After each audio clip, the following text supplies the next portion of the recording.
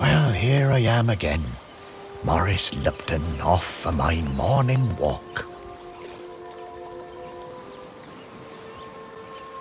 This must be the finest stretch of beach on the finest island the whole world over. For a little speck of land in the North Atlantic, it sure is a good un.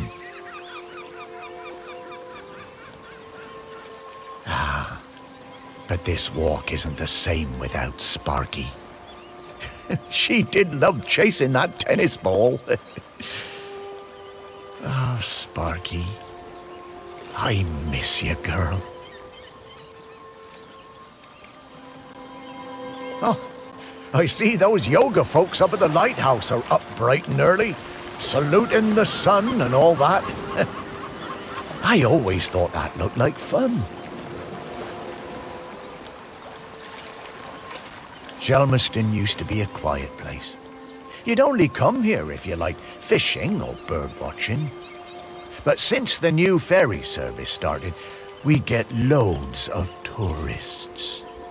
But what you gonna do? It's always changing. The crater's definitely been smoking more than usual lately. That's funny, that, for a dormant volcano. Yep, Shelmerston's a smashing place. I'm lucky to call it home.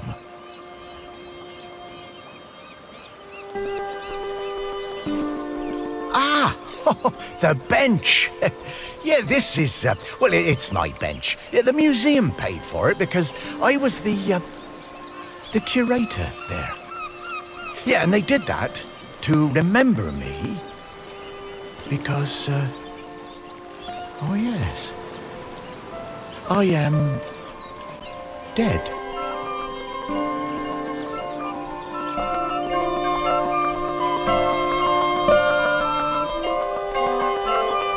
It's been some adjustment, but not all bad. Yeah, I should probably go and check on the museum, actually.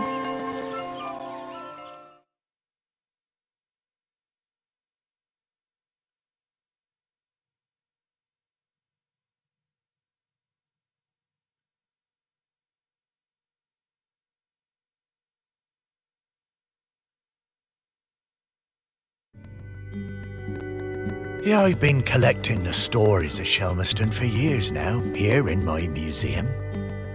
There are so many stories, and wonderful ones. The museum started off small, but just grew and grew.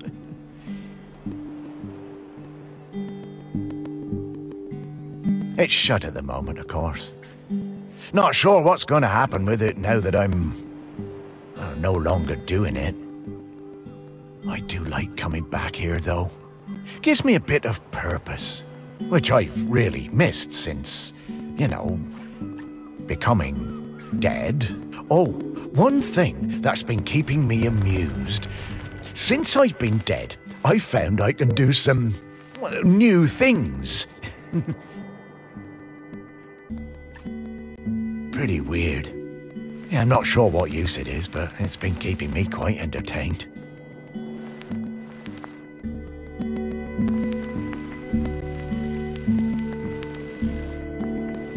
But the novelty's worn off. I mean, it's been, well, I don't know how long exactly, but an awful long time since I've had anyone to talk to. Well, anyone who talked back, anyway.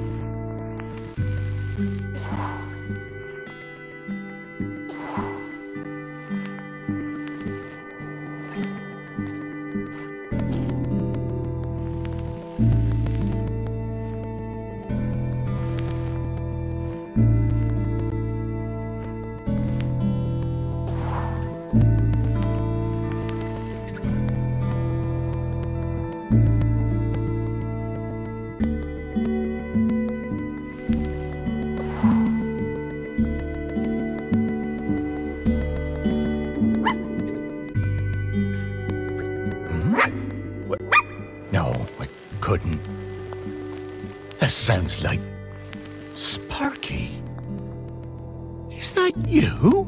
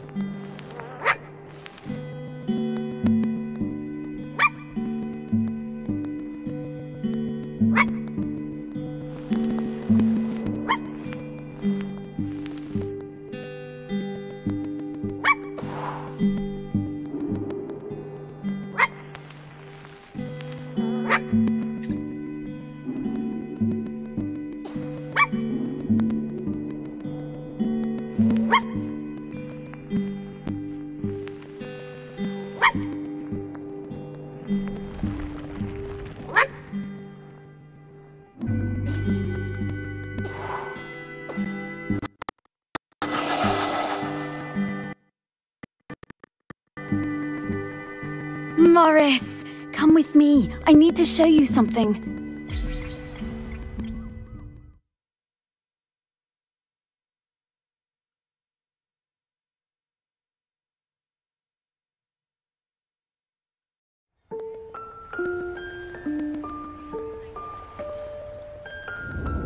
Oh, it's Sparky? Morris, you worked it out.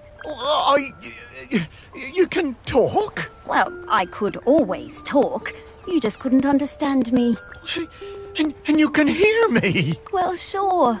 You are talking, aren't you? Oh, Sparky! What is it, Morris? It's been so long. I thought I'd had my last conversation. Oh, I'm so very glad. I'm glad too, Morris. I've been waiting for you. We need to go... Oh, wait. Are you really my Sparky? My Sparky girl? Mostly. The best bits. But listen, I don't know how long before the volcano erupts, but it's not long now. The volcano? Erupting? But it's dormant. No. It has been dormant because of the custodian. But the custodian is weakening and we don't know how much longer they can hold on. The custodian? What are you talking about? Shelmerston is volcanic. It's supposed to erupt every once in a while. The only reason it hasn't is the custodian, keeping the island calm. Custodian keeping the island calm? Take your time, Morris. Dogs are better at understanding this kind of stuff than humans. The custodian is a ghost. Yes! Now you're getting it. The custodian is a ghost who appeases the island, keeps it safe to live on. But the current custodian has been doing the job a long time and really needs to retire. Well, and the island needs a new custodian. That's right. It's up to us to find a new one. There are 5 prospects that I know of. 5 ghosts still hanging around the island who haven't gone into the west yet. We need to find them and see if they'll take the job. What if none of the prospects wants it? If the current custodian fades away and there's nobody to commune with the island's spirit, well, Well, that would be bad. Bad how, Sparky? Volcano bad. You've seen how it's smoking. We don't have long now. Well, could I be the custodian? Oh, I wish. But Ghost Code 342B dictates that the custodian must be a ghost who has been dead on this island for at least 1,000 days. And we don't have that long. Ghost Code 342B. Yeah, well, I suppose that makes as much sense as anything else. Right, let's get going, Morris. Our first prospect is Peter Noach. Oh, yeah, from the yoga centre. Yeah, he died a few years ago, didn't he? Yeah, I remember his funeral on the lighthouse. Yes, that's the fella. He always had those funny green treats. Let's go pay him a visit.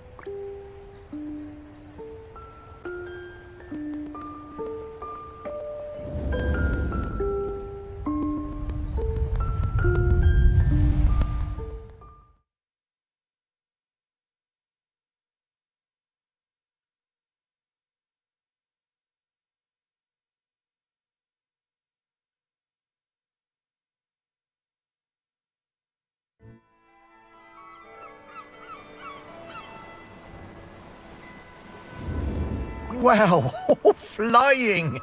Oh, this feels nice. What? Oh, right. Oh, you kind of forget about it after a while. I always was impressed with this yoga centre. Pete seemed like a chap who went through some tough times, and creating this place really seemed to help him. Yep, and it's still going strong. They're always busy with folks from the mainland.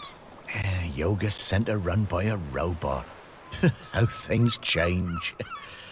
Well, it seems to be working out, though. So, now Pete's a ghost, so how do we find him? Well, remember that clue I sent you from inside my urn? The tag? Yeah. Right. So that was something special to me while I was alive that helped me channel my ghost. A kind of memento. So we need to channel the ghost of Peter Noach. And to do that, we need to find his mementos. And how are we going to do that? By looking into the memories of those who loved him best. People with memories of Pete will have little thought bubbles coming out of their heads. Those are a sign you'll be able to dive into that person's memory. I suppose that's hardly the strangest thing I've heard today. Oh, Morris, just you wait. Now, to recap. Find people who are close to Peter. View their memories. Track down the mementos. And then leave the rest to me. So people, then memories, then mementos, then Pete. Yeah, think I get the idea. Okay, let's go.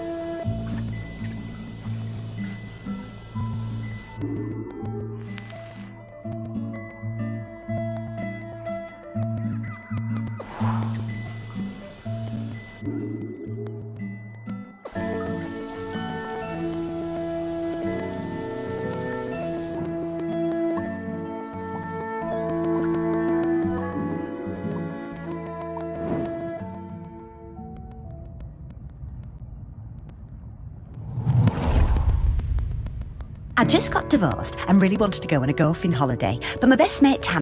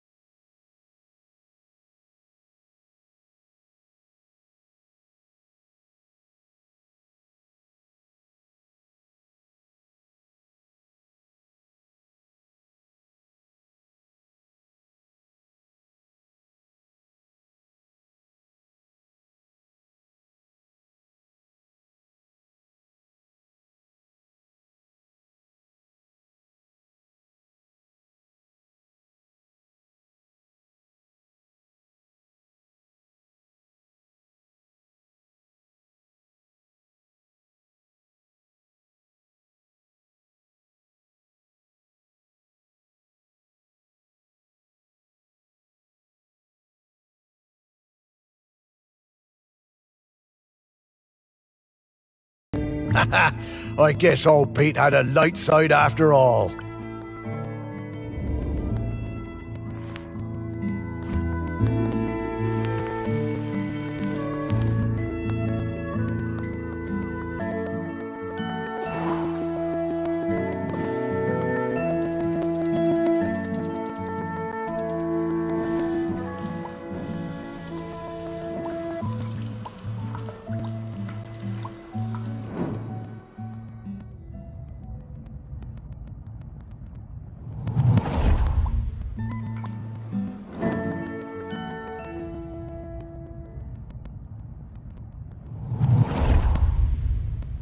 When Pete arrived at the lighthouse, he needed help running it, but refused all offers.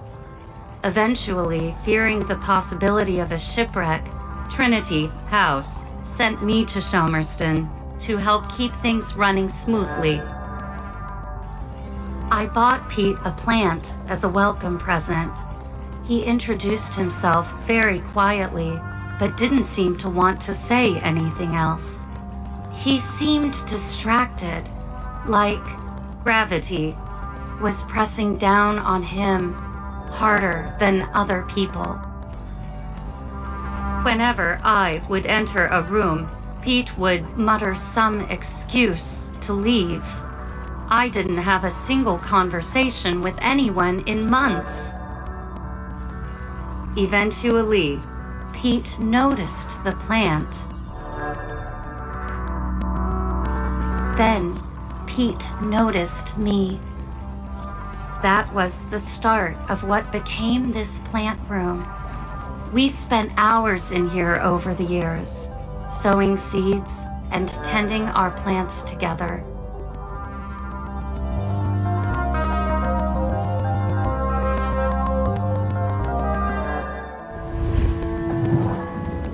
Wow. Robots got complicated, didn't they? Yeah, I didn't realize how important M was to Pete. I suppose everyone needs a friend. Huh, Sparky?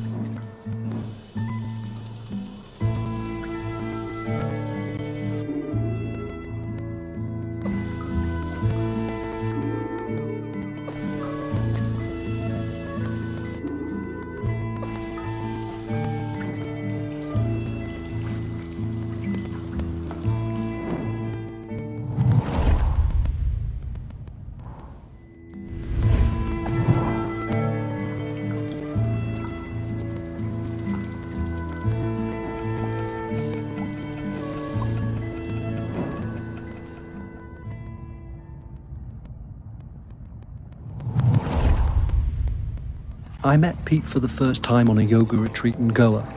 He was the best yoga teacher, but very reserved. I noticed he had some army tattoos. I wanted to ask about them, but he would never talk about himself. When I got home, I looked him up. I couldn't believe it. He'd been with Special Forces in Helmand and was awarded a medal for bravery. Pete's unit had been in an ambush. He tried to save a colleague whose leg had been blown off, but by the time they'd reached base, I booked the retreat again the next year. I thought he was such an interesting bloke. Still waters, you know. And one evening, after class, I followed him down to the beach. I saw him throw something into the water and went to have a look. Picked it out of the shallows before it was washed. I went back to Goa the following year, but Pete wasn't teaching and it just wasn't the same. Not as good. Then, a couple of years later, I saw an online ad for his new retreat in a lighthouse. I booked immediately. I took the medal with me. Perhaps it was the same Pete Noach, and if anything, he was an even better teacher. One coffee break, when I got him on his own, I brought up Helmand in conversation. I wish I hadn't.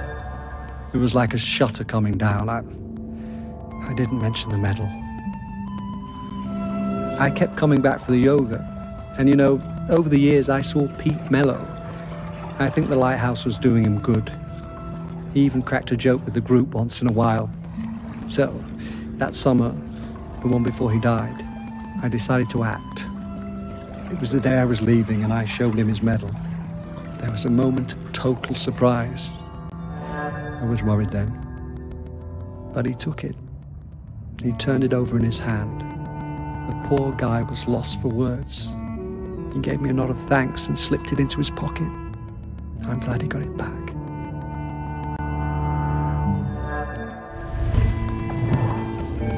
Oh, Pete. I had no idea.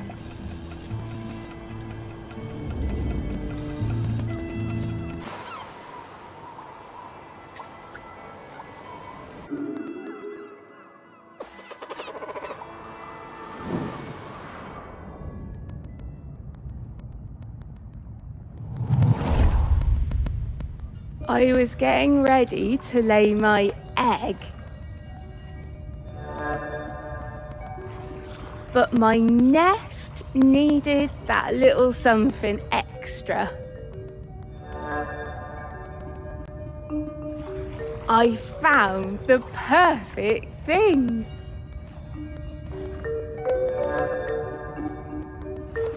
The human and that metal beast seemed quite agitated at their loss.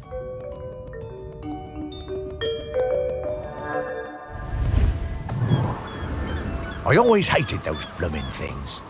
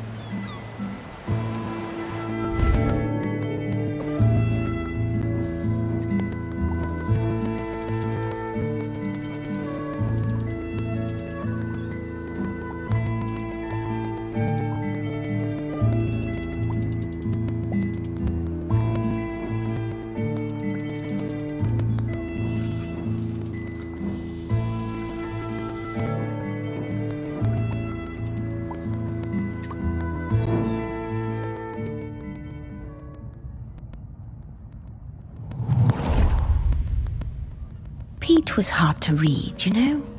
Strong, silent type. But you could tell he loved his collection of Buddhas. He said they were like fat little soldiers that kept him safe. To be honest, I thought that was a bit odd. But he was a great teacher. Pete was very protective about his collection. Hated people messing with them, even telling off Em when she was dusting them. One day, one of the Buddhas went missing. Pete was distraught. Not much affected him, so it was a shock for everyone to see how upset he was. All of us at the retreat spent the whole afternoon searching, but we never found it. To cheer him up, Em bought Pete a little toy robot. You could tell Pete was delighted.